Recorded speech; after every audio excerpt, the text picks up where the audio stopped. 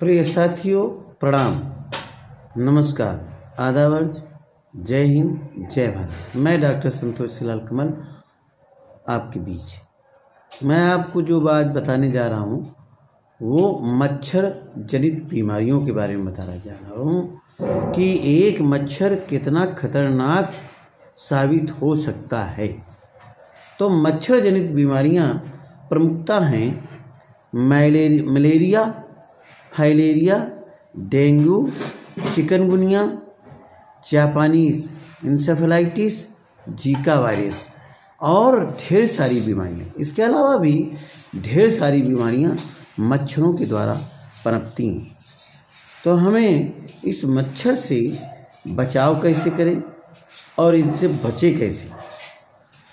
तो सर्वप्रथम मैं आपको बताऊंगा, आजकल बाज़ार में बहुत सी रेपेलेंट्स, मस्कीटो रेपेलेंट्स आए हुए हैं, उनका प्रयोग कर सकते हैं। स्प्रे आए हुए हैं, उनका प्रयोग कर सकते हैं।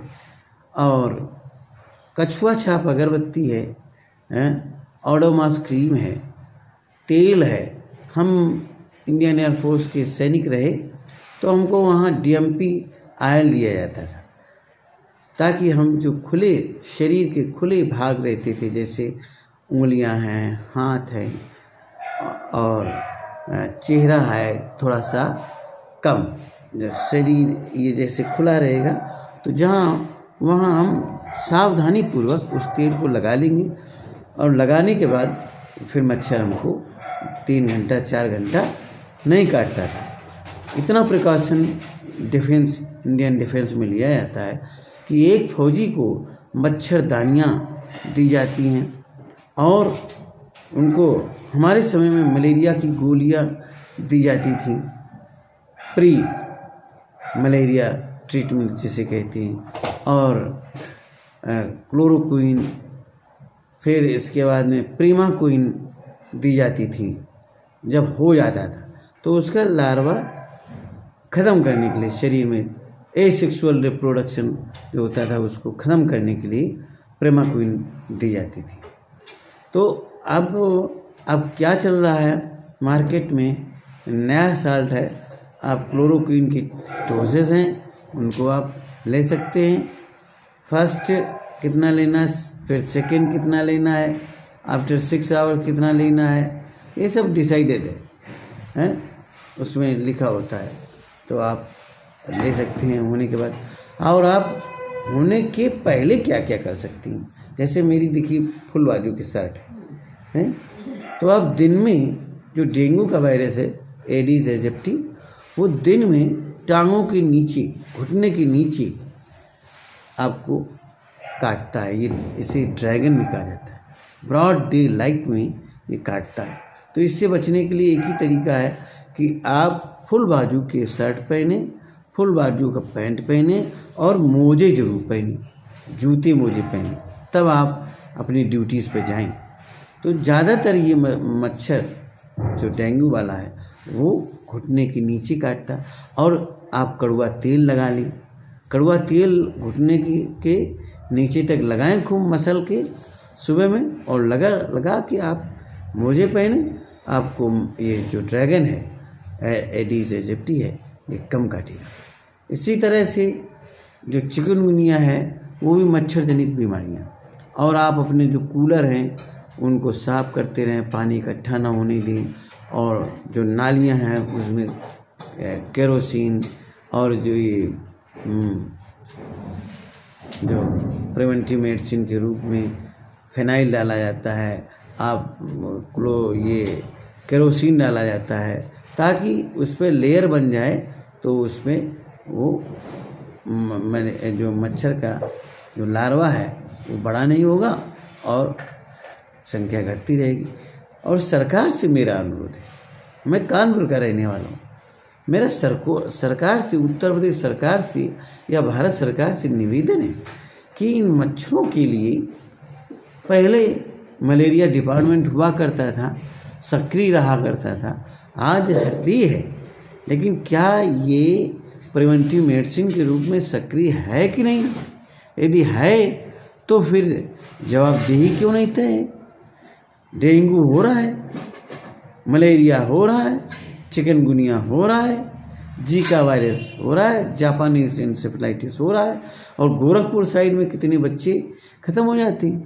तो सरकार से मेरा अनुरोध है, मैंने ये कहता, मैं शिकायत नहीं कर रहा, लेकिन मैं रिक्वेस्ट कर सकता हूँ कि एक आम नागरिक के नाते कि ऐसी व्यवस्था की जाए कि मच्छरों को किल किया जाए, या ऐसी चीज़ की जाए कि मच्छरदानियाँ प्रोवाइड की जाएं जहाँ राशन भी मिलता है। भारत सरकार 15 दिन इस समय फ्री राशन देती है, और फ्री राशन दे करके फिर 15 दिन के लिए ऑन पेमेंट देती है। तो साथ साथ ऐसी कोई चीज़ बनाई जाए जहाँ मच्छरदानी एक दी जा सके लोगों को, और मच्छरदानी में रहने की हिदायत दी जाए, ताकि ये सरकार का पैसा खर्च होता है, सरकार को हानि होती है, ह्यूमन रिसोर्स का हानि होती है, बीमार रहता, प्रोडक्शन नहीं वो कर पाता अच्छी तरह से। तो सरकार की जिम्मेदारी है, और सरकार देखती भी है इन चीज़ों को, लेकिन जो लोग इन कार्यों में लगे हुए हैं वो अच्छी तरह से, अच्छी मनसा वाचा कर्मणा, तीनों से, मन से, वाणी से, कर्म से उस चीज़ को लागू करें अच्छी तरह से। डिपार्टमेंट है, मेडिकल डिपार्टमेंट है, सीएमओ हैं, सब चीफ मेडिकल ऑफिसर्स हैं, मेडिकल कॉलेजेस हैं, और सब व्यवस्था है, लेकिन उसको प्रॉपर लागू किया जाए तो हम जो मच्छरों से होने वाली बीमारियां हैं उनको हम नियंत्रित कर सकते हैं, और हम एक स्वस्थ भारत का निर्माण कर सकते हैं। जब स्वस्थ भारत होगा तो फिट भारत होगा, यदि स्वस्थ भारत है तो हम उसको विकसित भारत भी कह सकते हैं। इस तरह से एक भारत श्रेष्ठ भारत की ओर हम अग्रसर होंगे, और हमारा विकास, हमारा जो डेवलपमेंट है वो सुनिश्चित हो सकेगा। बहुत बहुत धन्यवाद। मैंने आपको मच्छरों से जो होने वाली प्रमुखता जो बीमारियां हैं उनके बारे में बताया, और कैसे बचना है इसके बारे में संक्षिप्त जानकारी दी है। विस्तार से जानकारी लेने के लिए आपको हमसे पूछना होगा, आप हमसे मिलते रहिए। हमारा फ़ोन नंबर है 7905953504, अगेन 7905953504। आप हमसे कॉल करके पूछ सकते हैं। मैं इंडियन एयरफोर्स का फिजियोथेरेपिस्ट रहा हूँ, और इंडियन एयरफोर्स की एक परंपरा है कि पहले मेडिकल असिस्टेंट को वो सारी बीमारियाँ के बारे में बताती है, प्रिवेंटिव मेडिसिन के बारे में बताया जाता है। तो हमें कैसे वाटर टेस्टिंग करना है, और कैसे हमें मच्छरों को रोकना है, इसके बारे में संक्षिप्त जानकारी दी जाती है। और इसके अलावा प्रिवेंटिव मेडिसिन में हमारे यहाँ हाइजीनिस्ट का एक पोस्ट होती है, और उन जो इंडियन एयरफोर्स की जो मच्छरों से बीमारियां हैं उनका नियंत्रण करने में सहयोग करते हैं। और वो कह लीजिए कि हाइजीनिस्ट, डेंटल हाइजीनिस्ट अलग होते हैं, ये अलग होते हैं प्रिवेंटिव मेडिसिन में, तो वो कार्यरत रहते हैं। बड़ा हमारे यहाँ एक डिपार्टमेंट है, हम लोग SHO कहते थे, अब क्या कहा जाता है अभी नहीं, स्टेशन हेल्थ ऑर्गेनाइजेशन वो नाम से जाना जाता था। और वहाँ पर ये आडोमास क्रीम दी जाती थी लोगों को घरों में छिड़काव किया जाता था पायरिथ्रम का, और वहाँ वाटर टेस्टिंग की जाती थी, और जो कैफेटेरिया जो हुआ करते थे उनका सैनिटरी इंस्पेक्टर, अब जो सिविल में होते हैं तो वहाँ सैनिटरी राउंड किया जाता था, और वहाँ उनको हिदायत दी जाती थी। इस तरह से हम प्रिवेंटिव मेडिसिन में डॉक्टर भी होते हैं, MD भी होते हैं प्रिवेंटिव मेडिसिन में, तो हम इन चीज़ों पर कार्यरत रहें और स्वस्थ भारत का निर्माण करें। बहुत बहुत धन्यवाद। बने रहिए डॉक्टर संतोषीलाल कमल के साथ। धन्यवाद।